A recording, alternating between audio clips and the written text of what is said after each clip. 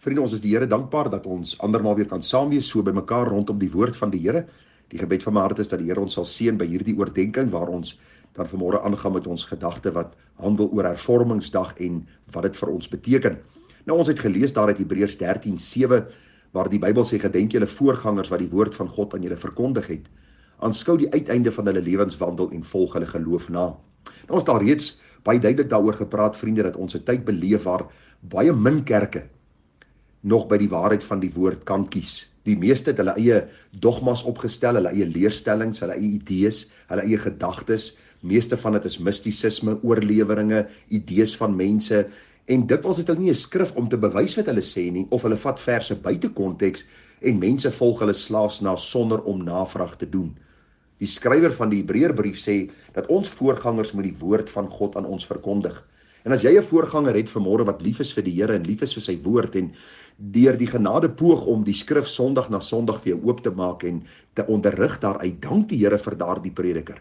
En vra die Here dat daardie prediker ook geseën sal word met die wysheid wat God ons gee, om dan die waarheid van die woord oor te dra. Bid vir ander kerke, want ons dank die Here, daar is nog baie ander kerke wat met die waarheid besig is, gemeentes wat vas staan in hierdie kosbare vryheid van God se woord. Ag vriende, en die belangrikheid is dat ons sal kyk na ons voorgangers, dat ons sal terugkyk in die geskiedenis en sal sien wat daar gebeur het en watter impak dit het op ons dag en op ons tyd. Nou ons het al reeds 'n bietjie gepraat oor die 5 Saulas wat gebore is uit hierdie hervorming wat plaasgevind het 31 Oktober 1517, toe Martin Luther standpunt ingeneem het teen die Rooms-Katolieke Kerk. Ons het 'n bietjie gekyk na hierdie Sola Scriptura, die skrif alleen, vir die gesê hoe belangrik dit is om God se woord binne sy konteks te verklaar, te verstaan en dan te lees. En dan gaan ons vanmôre 'n bietjie kyk na Sola Fide en Sola Gratia. Dit beteken eenvoudig geloof alleen en genade alleen. Nou vriende, is baie belangrik om te sien wat die Here vir ons wil kom leer oor geloof alleen en genade alleen. Nou as jy met die deursnee mens praat, dan sal hy vir jou sê, ja, ek glo ook en ek glo aan die feit dat die Here my gered het en ek glo dit was alles genade gewees. En as jy so 'n bietjie begin pols en begin meer vra, dan kom jy gou agter dat hulle geloof dikwels gebaseer is op werke, gebaseer is op goeie dade wat hulle doen, op 'n oorgawe wat hulle in die verlede gemaak het, 'n hand opsteek, miskien by 'n mannekamp 'n belewenis gehad het, en nou sê hulle ons is gered. En hulle sal baie keer wanneer jy met hulle praat daaroor en vir hulle probeer verduidelik wat geloof en genade alleen beteken, opstandig raak en vir jou sê, dink jy nie wat ek beleef het is die regte ding nie. Vriende, dit gaan nie oor wat jy en ek beleef nie, maar wat is die waarheid? Wat beteken geloof alleen? U sien, die Rooms-Katolieke Kerk het met hierdie probleem gesit en die meeste kerke sit vandag met dieselfde probleem. Ons glo dat ons word gered uit genade deur geloof, maar nie uit genade alleen en geloof alleen nie, want die meeste mense en die meeste kerke glo dat die mens 'n bydrae moet lewer tot sy saligheid. Daar word gesê, as ek nie, dan kan God nie. En God het my die volste reg gegee om 'n besluit vir hom of teen hom te maak. Ek wonder of dit so is. Want u sien, u hoef nie teen God te kies nie. Jy word gebore in sonde. Jy word gebore teen God. Jou hele natuur is in opstand en rebellie teenoor God. Gaan lees Romeine 3 vers 10 en verder. Niemand regverdig nie, selfs nie een nie. Niemand soek God nie. Niemand vra na hom nie. So moenie vir my kom sê dat jy moet 'n keuse maak vir of teen die Here nie. Jy word alreeds gebore in 'n toestand wat in rebellie teenoor God is. So jy word alreeds 'n vyand van God gebore. Daarom is jou gedagtes altyd vyandig teenoor God. Daarom het jy geloof alleen nodig en genade alleen nodig. En ek wil vir u sê, geloof is nie 'n werk nie, en genade is nie iets waarvoor jy kan werk nie. Kom ek lees vir u wat sê die Bybel. U sien, geloof is 'n gawe of 'n geskenk van God. Paulus sê daar in Filippense 1:27, hy sê, alleenlik gedra julle waardig die evangelie van Christus, sodat, of ek kom en julle sien dan wel of ek afwesig is, ek van julle omstandighede kan hoor dat julle in een gees vasstaan, een van siel, saamstry vir die geloof van die evangelie.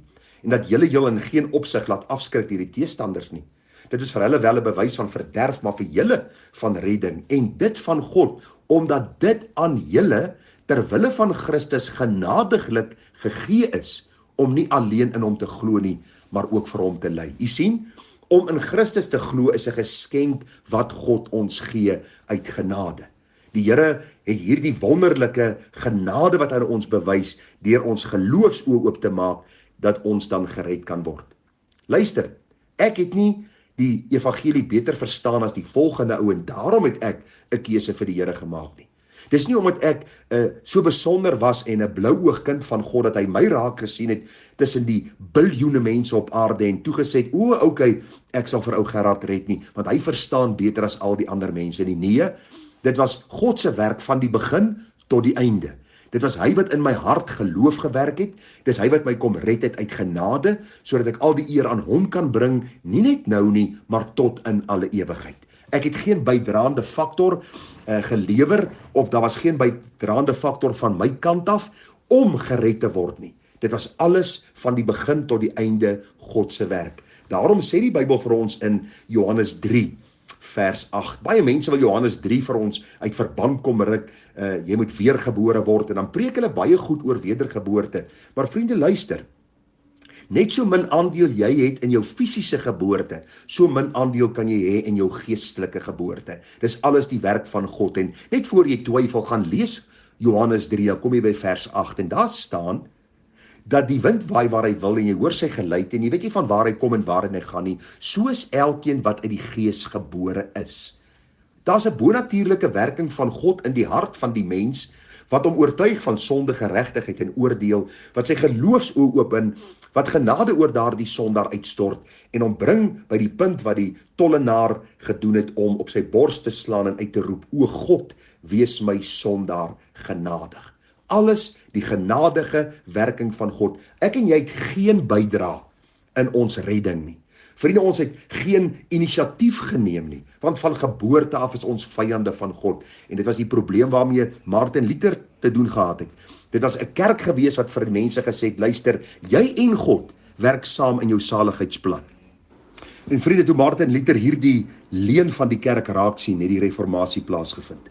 Daarom is dit belangrik dat ons sal sien dat geloof alleen en genade alleen iets is wat God vir ons kom gee. Kom ek lees vir u self wat sê die Bybel. Want u sien, genade is vrye guns en 'n vrye geskenk van God aan 'n helverdiende sondaar. Ons kan nie genade verdien nie. Die oomblik as ons verdienste by genade plaas, dan is dit goed wat nie by mekaar pas nie, want jy kan nie genade verdien nie. Dis vrye guns of 'n geskenk wat aan jou gegee word. En nou sê die Bybel vir ons baie duidelik, en Paulus, die skrywer van die boek Romeine, skryf, en hy sê vir ons baie duidelik daar in Efesiërs, of verskoon in Romeine 3, daar is niemand regverdig nie, niemand soek God nie, almal het afgewyk, saam met hulle ontaard, en dan gee vir ons die antwoord in Efesiërs 2 vers 1 en verder. Hy sê, en julle het hy lewend gemaak, wat dood was deur die misdade en sondes, waarin julle tevore gewandel het volgens die loop van hierdie wêreld. Vers 4 van Efesiërs 2, maar God, wat ryk is in barmhartigheid, het ons deur sy groote liefde, waarmee ons liefgehad het, ook toe ons dood was, deur die misdade lewend gemaak, saam met Christus, uit genade is julle gered. Kan u sien, daar's nie 'n bydra van my, en ek het so 2% gegee, en die Here die ander 98% nie. Die Here sê, ek was dood in my sonde en misdade. Daarom, geloof alleen, genade alleen, is 'n geskenk uit die hand van God, waar hy 'n dooie siel kom lewend maak vir sy koninkryk. 'n Rebel, gebore in sonde, verander dat my hart in liefde nou teenoor God is. Dis nie 'n goeie idee van my kant nie. Dis nie ek wat 'n oorgawe gemaak het, of 'n beter verstaan het van die evangelie, as broer A of B of C, of daardie persoon, of hierdie een nie. Nee. Vers 8 sê, uit genade is julle gered deur die geloof, dit nie uit julle self nie, dit is die gawe van God. Hierdie woordjie gawe is 'n geskenk van God, nie uit die werke nie, sodat niemand mag roem nie. Ek bid en ek vertrou die Here, dat hy in hierdie 21ste eeu weer genade sal gee, dat ons kan terugkom by die hart van die Bybel. Dat redding nie ons goeie idee is nie. Dis nie die kerk se inisiatief nie. Dis nie ek wat 'n bydrae gelewer het tot my saligheid nie. Maar dit is God wat van die begin tot die einde verantwoordelik is vir hierdie saligheid, en die goeie werk wat hy begin het, sê Filippense 1 vers 6, sal hy volëindig. Vriende, dis die hart van die reformatie. Sola scriptura, die woord alleen, sola fide, geloof alleen, en sola gratia, genade alleen. Ons gaan môre, as die Here ons stilstaan by sola Christu, Christus alleen, en dan ook hierdie sola Deo Gloria, tot eer van God alleen. Mag die Here ons genade gee, dat ons redding ondersoek, en seker maak, ons bou nie op die sand nie. Dat ons bou nie op iets anderste, behalwe op genade, deur die geloof, wat God as 'n geskenk vir ons kom gee nie. Want u sien, as God hierdie geskenk vir jou kom gee, is dit blywende werk in jou siel, wat altyd sal hou, tot aan die einde, sê die Bybel. Want as God 'n goeie werk begin, voleindig hy dit self. Dis wanneer mense goed doen, en mense goed initieer, en sê dat as ons nie kan God nie, dat mense se redding vir 'n tyd hou, vir 'n paar maande, vir 'n paar weke, miskien vir 'n paar jaar, en hulle is met soveel valsheid besig, en later verval hulle, en hulle dien hulle self, en hulle dien hulle eie godsdiens, in plaas van die God van die Bybel. Mag die Here ons seën met wysheid, en mag hy verheerlik word in alles. Baie groete, seën vir u, ons praat môre verder, tada.